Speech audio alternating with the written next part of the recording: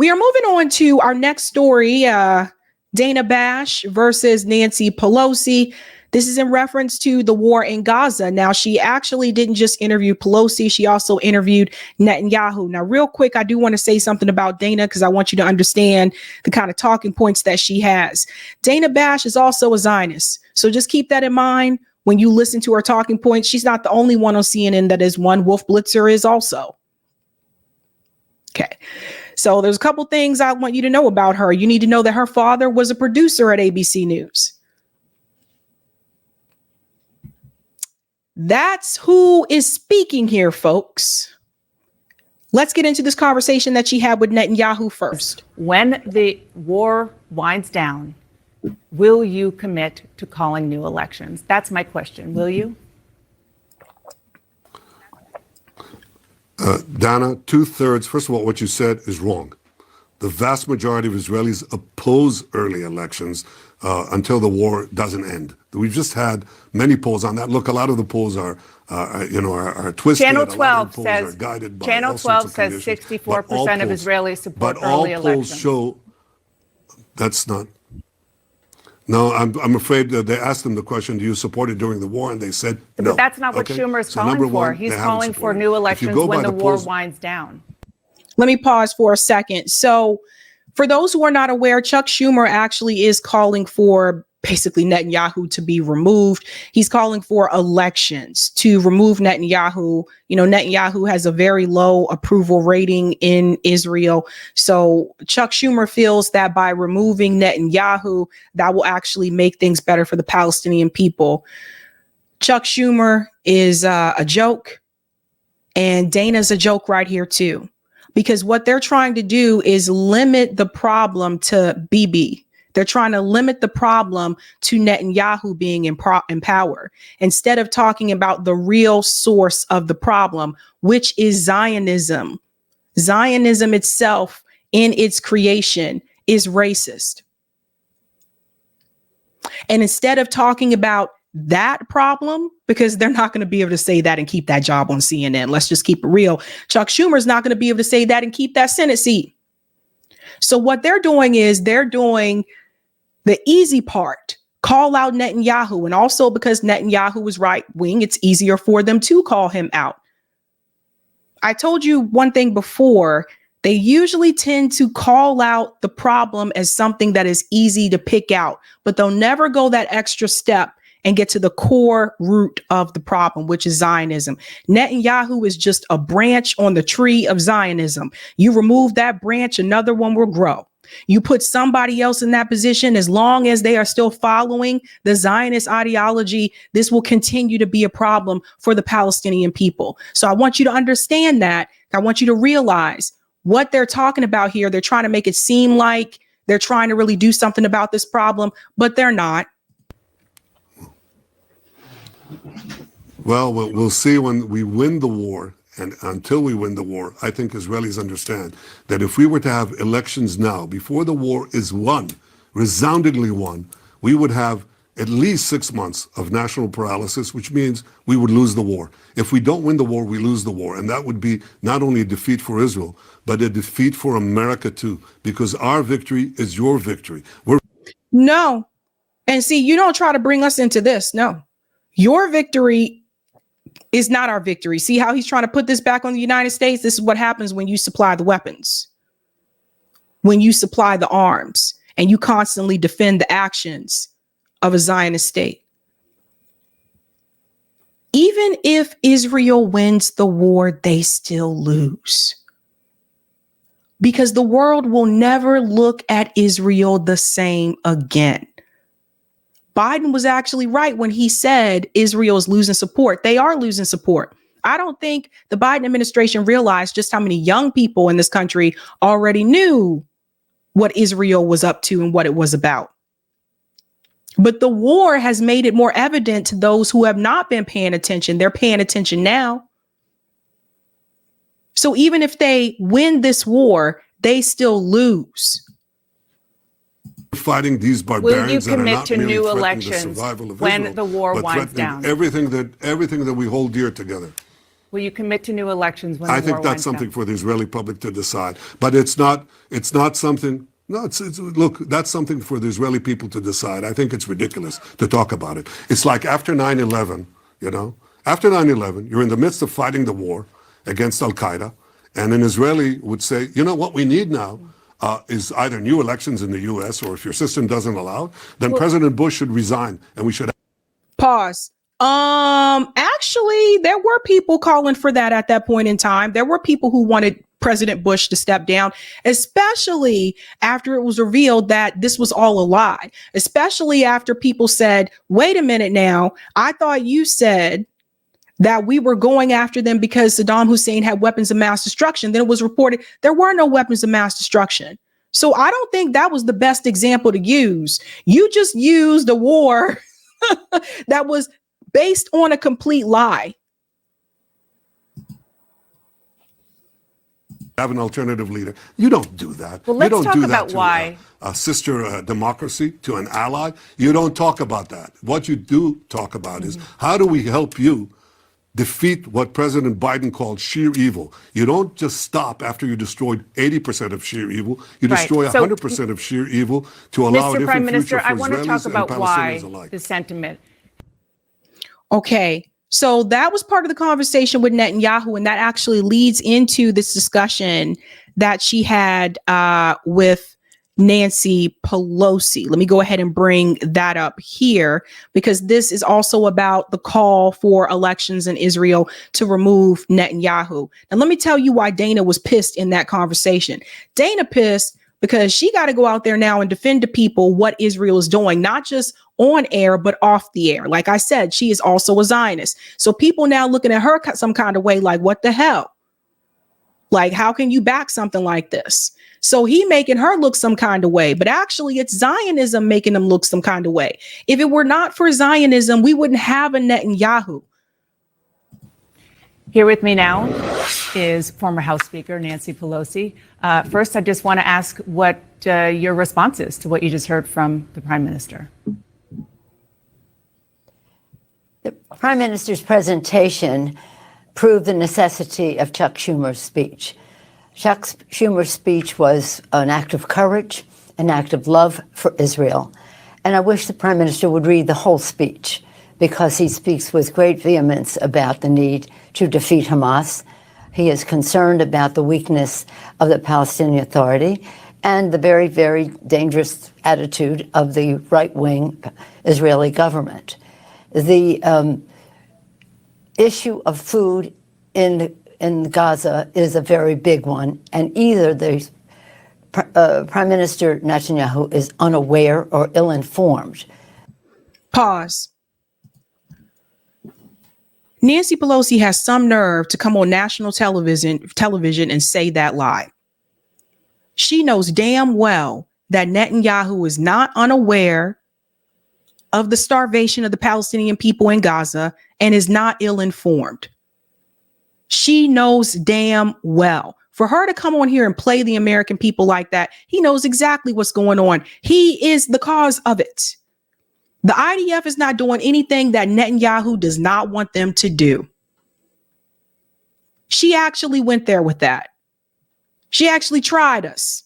But the head of the world's central kitchen, Jose Andres, who's there, as you mentioned, Cindy McCain, the World Food Program, and any other of these entities that are there to feed the people will tell you there is starvation, there is famine, there is dehydration, because Israel has not allowed the food and the humanitarian assistance to go right in. Pause. You see how she revealed herself? She said either Netanyahu is unaware about the starvation or is ill-informed, but then she says Israel is not allowing the food to come in. Who is the Prime Minister of Israel? Like I said, the IDF is doing what Netanyahu wants them to do. See how she exposed herself? So again, it's a fact that so many people are dying from lack of food. It's really a very sad situation. Now, from the standpoint of Chuck Schumer, he is, as you had mentioned, the leading Jewish elected official in our country. In history, he loves Israel, as we do. We support Israel. And the fact that he made this statement should be listened to, because Israel's reputation is at risk because of what is happening in Gaza. Now, the reputation is already done. There is no at risk. Israel's reputation is already damaged. Notice how they continue to say they support Israel, right? You never hear them say they support the Palestinian people. You never hear them say that. All agree. Many of us, Hamas is a terrorist organization. They should be defeated. But what happens next? We've called for a two-state solution. In the Democratic Party, I was chair of the platform committee in 1992, where we called for a two-state solution. Netanyahu has been against that. Pause. You see how she exposed the U.S. government again, how she exposed herself again? Oh, I remember 1992 when we proposed that. 1992. It's 2024. They were never serious about a two-state solution.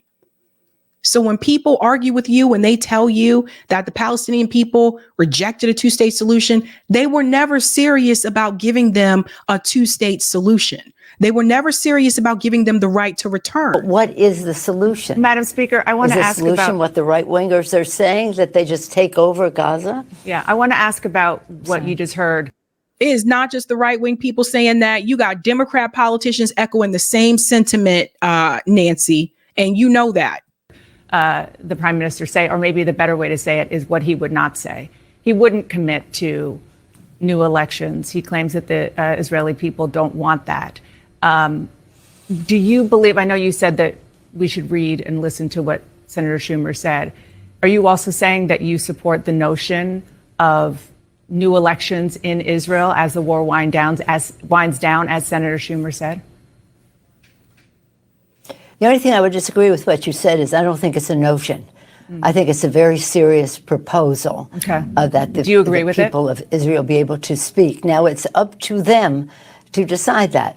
It's curious to me to see Netanyahu talk the way he does when he tried to interfere in American elections, but that's another subject. When he came to the Congress, criticized the President of the United States. Oh, now all of a sudden you have all this heat for Netanyahu, but you were defending him for quite some time. Even when this war first began, you were defending. Well, Netanyahu said Israel has a right to exist. Now all of a sudden, as he tried to interfere, and where was all this heat years ago, Nancy? Barged into our country, into our elections. But again, let's put that aside and let's just say, as we go forward, what is wrong with advocating for elections in a democracy?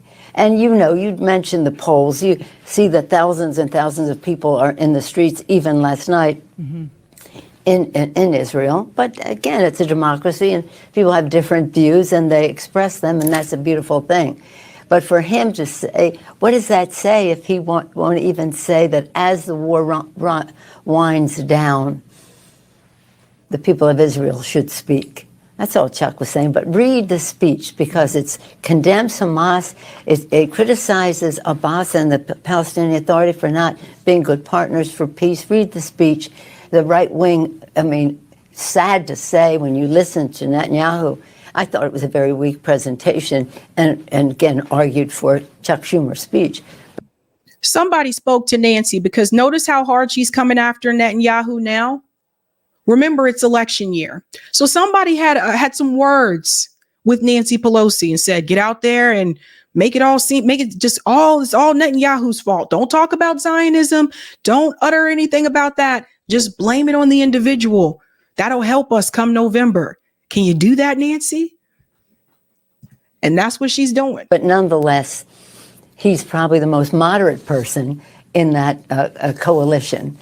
And it's really a sad state of affairs. Let me just, if I just may say this, I love Israel. I love the Israeli people. And this is how we think of them, about shared values. Pay attention to what they're doing. I told you this before. They love Israel and they love the Israeli people. You never see them express this same type of sentiment towards the Palestinian people. These politicians, people like Nancy Pelosi, these politicians are telling the world that they value one group of people over another group of people. That for whatever reason, they feel as though the Israelis should be put on this pedestal and everybody else is just another group.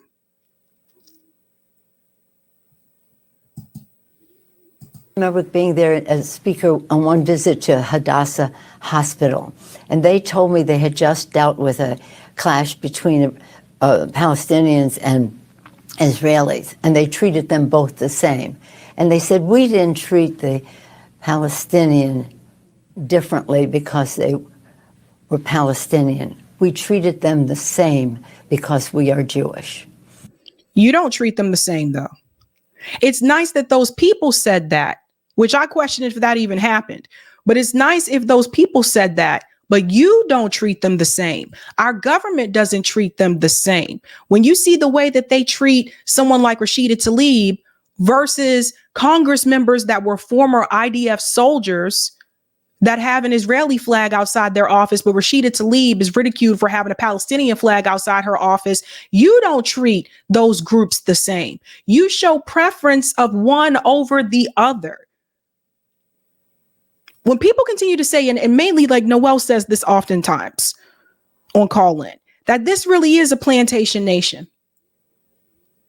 They do this in this country too. They don't just do it in reference to the Israelis and the Palestinian people. They do it right here in America. This is our government. The values have been so clear. Now, we have to stop Hamas. They're a terrorist organization. What they did on October 7th was barbaric.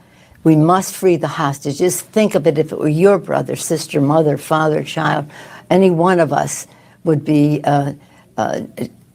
insistent on that. But you don't have to free the Palestinian hostages, though. Don't forget, again, Hamas has offered multiple exchanges here for the hostages. They've offered to give them back Israeli hostages to get some of the Palestinian hostages that are imprisoned. You have to remember the Palestinian hostages that are in these prisons, and I call them hostages because it's not like they actually had a court case. It's not like they actually had a trial by jury. They did not. The IDF has been known to pick up Palestinian people that they weren't even looking for, by the way. And if they couldn't find the person they were looking for, they'll just take someone else in their place. So yes, Israel has Palestinian hostages. That's why this happened in the first place. Never forget that. Never forget who took hostages first. But as you have indicated, it's not a matter if you do it, it's how you do it. And to do it at the expense of children and their well-being is really what Chuck was addressing. And in our own law, when we give assistance to a country, we insist that they do not interfere with our giving humanitarian aid. That is part of the Leahy, Senator Leahy, right. When he was in the Senate, put that forth. That was one of the provisions that said, if we're giving assistance, we expect that they will not interfere with our giving assistance for humanitarian purposes. What does that mean for the people in the West Bank, though? Because there's a lot of talk about the hostages that are in Gaza, but what does that mean for the people in the West Bank whose homes are threatened or who are being forcefully removed from their homes or afraid to leave their homes empty without someone there, because settlers will actually come in and demolish their homes or take their homes while everyone in the house is gone. What about those people? What about what's happening in the West Bank? This is why I continue to tell you guys, when people say it all started October 7th, you have to push back on that. You have to talk about the settlements, the illegal settlements in the West Bank. You have to talk about the Nakba. You have to talk about how Palestinian people have been imprisoned in Gaza. You have to talk about how Israel controls the air, the land, and the sea, and how they basically control the resources as well. You have to talk about how the water that they're providing for the Palestinians in Gaza is 95% dirty water. We wouldn't want this to happen to us. You wouldn't want it to happen to you. But it seems to be okay to happen because the people that it's happening to are the Palestinians. And I don't know what Nancy had to drink before this interview, because she does seem a little buzzed. I do want to turn quickly to Ukraine, if I may. The House Speaker, Mike Johnson, told Republican senators during their closed-door retreat this week that he was committed to finding a path ahead for Ukraine aid, maybe alone. Yeah. He told Politico that he was considering a standalone bill that would require a 2/3 vote. Would you support that? Well, it depends on what's in it, but absolutely. We cannot go even home alone for Passover and Easter if it. We must have this assistance to Ukraine. So I don't know if she hit the bottle a couple of times or not, but first she said it depends on what's in the bill, and then she said, of course. So it doesn't really depend on what's in the bill. She's going to approve it anyway because she wants to give more money to Ukraine. When we talk about building movements in this country, there really needs to be some type of movement against the U.S. government kicking out all this money to these countries. Like I'm seriously kicking out all this money to Ukraine, kicking out all this money to Israel. Like there needs to be some type of movement to demand the U.S. government to stop giving aid to Israel, period. I'm not even talking about October 7th. I'm talking about the $3.8 billion that it gives them. In Massachusetts, did you know that Boston gives $10 million to Israel? Yet we got people here out on the street. We got people living in apartments that have black mold on the ceilings and people having asthma issues because of the mold. We got people in Boston that can't afford food. People that can't afford to pay for public transportation. But we got $10 million to send to Israel. That is the Zionist hold and the Zionist control in this country. That's a damn shame. If you kicking out $10 million to another country, I better not see one homeless person on the street. Not one. It's sad that it's taken so long, but I'm glad to hear that there's a path. We have tried to, under leadership of Hakeem Jeffries in the House, who's been a tremendous leader, use our leverage one way or another to show a path, and that may have weighed in on the Speaker's decision because he knows something has to happen and we have our options. So why doesn't he lead the way? And the Senate bill was strongly bipartisan. I would be bipartisan in the House. Over 300 votes would be there for assistance to Ukraine. Also, though, having humanitarian assistance for the Palestinians. There are other provisions in the bill. Some of the Republicans don't want to give the Palestinians the assistance, and that's part of the challenge. It's not just Republicans that don't want to give the Palestinians assistance. Again, this woman is gaslighting. You know, I think about how our government didn't come to the needs of people in Hawaii when they needed that aid, people that were a part that had to deal with the fire in Lahaina. I remember that. I remember how the Biden administration ignored people in East Palestine, Ohio, after the train derailments there, and how people there are still sick and dealing with illness because of the chemicals that were released into the air. But when it came to Ukraine, when it come to Israel, y'all just kicking money out the door. The American people should be livid about this. And I don't know what else to say. I don't understand how people can vote for them. I really don't understand how you can vote for them at this point in time. All that money that went to Ukraine should be yours. All that money that went to Israel should be yours. We should be taking care of people in our country first. Because I don't see other countries. I remember Germany said, yeah, we can't give you any more money, Ukraine. We got to deal with our people. I remember Germany making that statement. But this country, we will sit here, our government will sit here and watch our people starve and our people die and our people suffer from sickness while they give money to other countries. It's a damn shame. Let you go. We're almost out of time. But I want to ask about the idea that Donald Trump is now the presumptive Republican nominee for president. U.S. intelligence agencies are reportedly preparing to share classified briefings with him. You're, of course, a former ranking member of the Intelligence Committee, Speaker of the House. Should Donald Trump receive intelligence briefings? You know, I have 30 years of intelligence experience in the Congress. This information is very important, and it is important for it not to be shared. So I would hope they would get some commitment from him, as they do from all of us when we get briefed, that they understand the importance of this information and that it not be shared. The experience has not been positive with him, but hopefully those advising him would say, grow up, live up to your responsibilities. Don't share this with the Russian foreign minister, as he did in the Oval Office before. But we just have to win this election, because he's even predicting a bloodbath. What does that mean? He's going to exact a bloodbath? Didn't I correct that the other day? See how they're still parroting these lies? Multiple people have already corrected this. CNN has not corrected that. I showed you the video and the coverage where he was discussing that in reference to the auto dealers. He was speaking at the UAW. He was talking about the auto industry. He was not talking about, some physical violent bloodbath. But Nancy Pelosi is parroting that talking point. So was Anderson Cooper. They're continuing to just lie here. Our media, our entire media system is corrupt. They're all corrupt. I don't even like Donald Trump. I shouldn't even have to be the one to correct that. They should actually do real journalism and report the truth, but they don't. And Donald Trump is should be the least of your concerns right now, when you got people in this country that don't even have a damn place to live.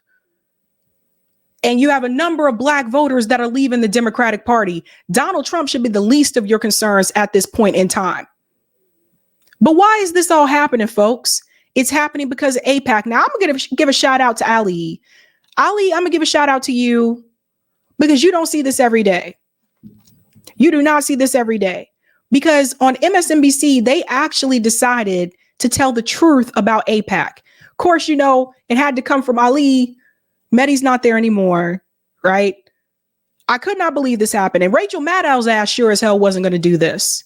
This is why things are the way that they are if you follow the money. Listen to this. The American Israel Public Affairs Committee. It was incorporated in 1963. For 10 years prior to that, it was known as the American Zionist Committee for Public Affairs. APAC calls itself America's pro-Israel lobby, and according to its website, it has over 3 million members across the country in regional chapters working to, quote, expand and strengthen the U.S.-Israel relationship, end quote. You may know APAC as being one of the biggest and most recognizable donors to many of the members of Congress in your state. But contributing to campaigns is a relatively new function of the organization. Before 2021, APAC did not endorse candidates nor give political contributions. Its focus was on lobbying elected officials, not actually electing officials. And remember, JFK actually warned people about, back then it wasn't called APAC, it was called something else, but he had warnings about this, that he actually wanted this organization to register as a foreign agent, and for good reason, because it represents Israel. It does not represent this country.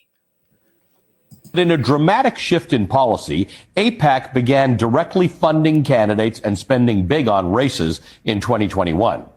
APAC Political Action Committee, APAC-PAC, filed something called a Statement of Organization with the FEC just in time for the 2022 election cycle, where it spent $50 million, including both direct contributions to candidates and outside spending like TV advertisements.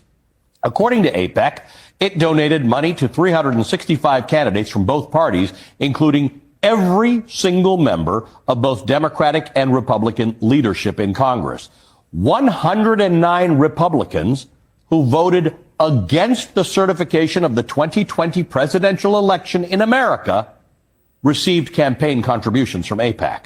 All in all, APAC gave money to 342 members of the 118th Congress. The 2022 elections were the most expensive midterms in American history, with a total cost of $8.9 billion spent.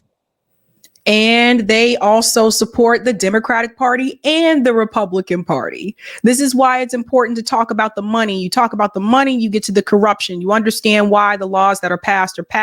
You understand why most of the bills that they pass, at least on the national level, has some type of corporate interest, or it has interest for the military industrial complex. Once you follow the money, you see why things are the way that they are. Now, last year, APAC ranked 15th in total expenditure by a political action committee, according to data collected by Open Secrets. But take a look at the other funders that APAC is competing against for that title. Act Blue and Win Red. They are Democratic and Republican Party machines. Save America is Donald Trump's money-raising operation. The Conservative Club for Growth, Emily's List, focuses on electing Democratic women to office. All of the PACs on this list are massively domestic-focused ideological machines.